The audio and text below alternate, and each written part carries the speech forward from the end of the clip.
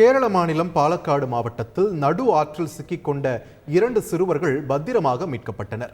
கனமழையால் பாலக்காடு மாவட்டத்திற்கு உட்பட்ட சிற்றாற்றில் வெள்ளப்பெருக்கு ஏற்பட்டுள்ளது. விளையாடச் சென்ற 2 சிறுவர்கள் ஆற்று வெள்ளத்தில் சிக்கியுள்ளனர். விரைந்து வந்த தீயணைப்பு துறையினர் நீண்ட நேர போராட்டத்திற்கு பிறகு ஆற்றின் நடுவே சிக்கி தவித்த சிறுவர்களை பொதுமக்கள் உதவியுடன் பாதுகாப்பாக மீட்டனர்.